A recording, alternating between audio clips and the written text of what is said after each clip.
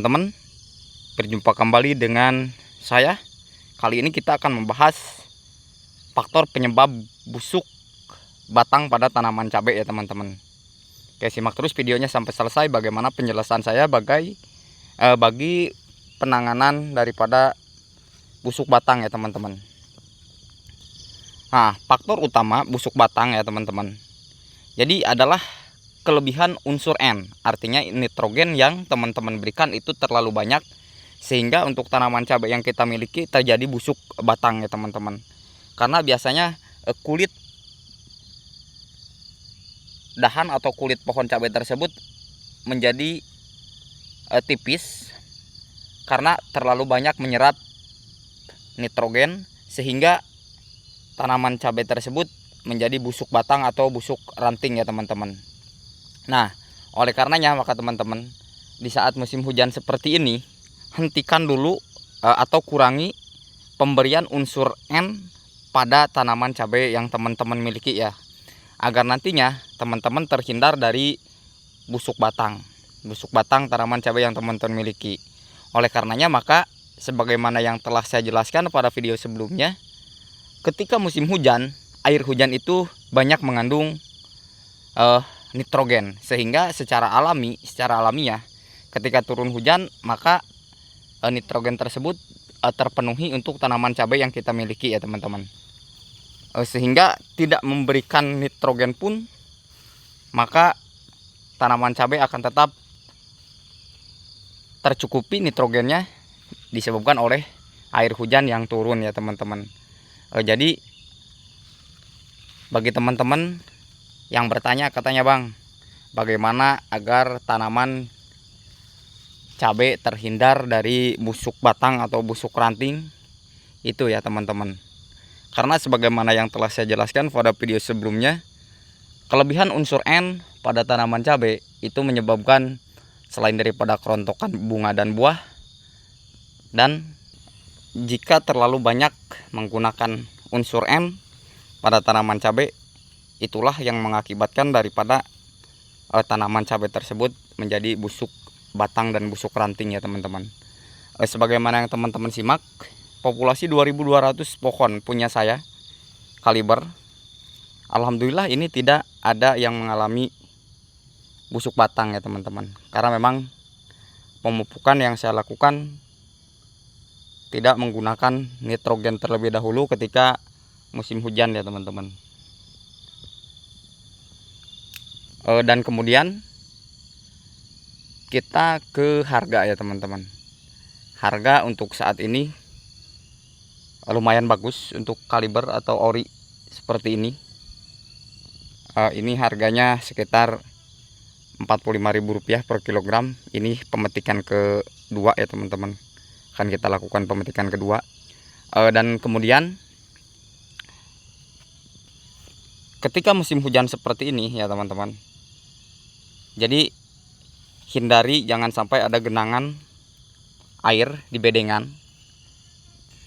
Karena jika terjadi genangan air di bedengan, itu yang akan nantinya mengakibatkan daripada tanaman cabai atau pohon cabai yang kita miliki itu menjadi fusarium ya teman-teman. Sebagaimana yang telah saya jelaskan pada video sebelumnya, bahwa faktor penyebab utama fusarium itu adalah ketika kelebihan air maka dia akan mengalami fusarium.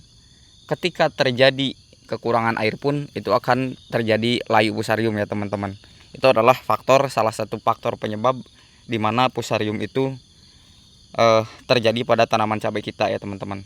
Oleh karenanya maka memang pH tanah itu harus seimbang agar cabai yang teman-teman miliki tidak terkena fusarium dan busuk batang ya teman-teman. Ini pagi hari, suasana pagi hari, jadi masih agak gelap. Saya di kebun ini sekarang pukul 7, sehingga untuk perekaman cenderung agak gelap ya teman-teman. Sudah merah hijau royo-royo untuk cabainya.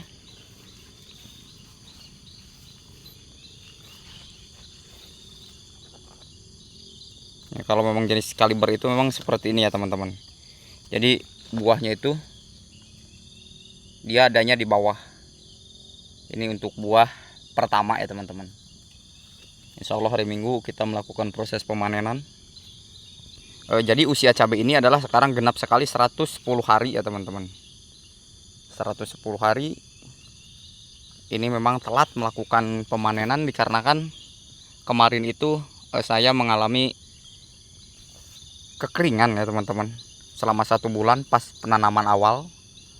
Dan sekarang untuk panennya memang cenderung agak lambat, tapi nggak masalah karena memang pertumbuhannya sudah bisa teman-teman simak seperti ini.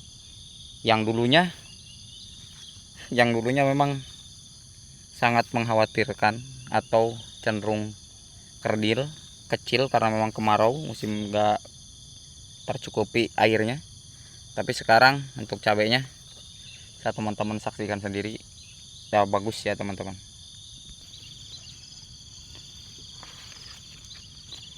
Jadi memang ini tanpa mulsa ya teman-teman, kita bedengan langsung seperti ini, koret lagi bedengannya diurus.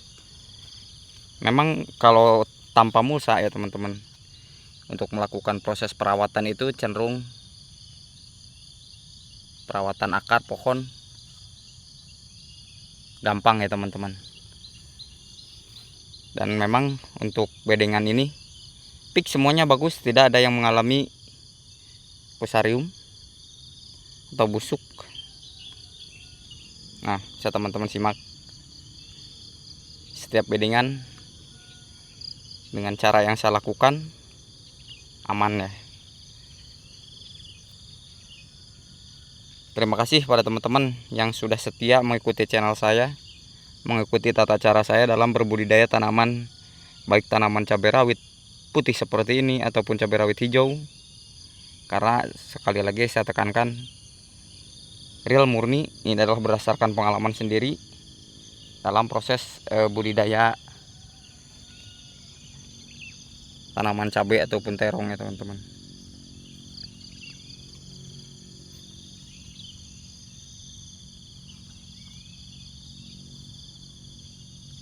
Nah, ini memang daunnya seperti ini. Ke depan setelah kita melakukan proses penyepraian, ini akan kembali normal ya teman-teman.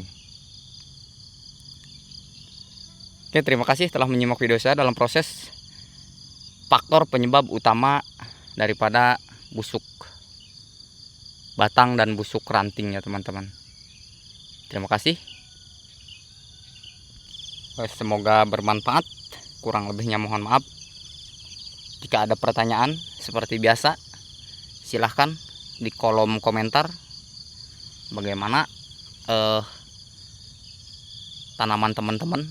Jika ada keluhan-keluhan silahkan di kolom komentar dan akan saya berikan solusinya ya teman-teman. Akhir kata, assalamualaikum warahmatullahi wabarakatuh.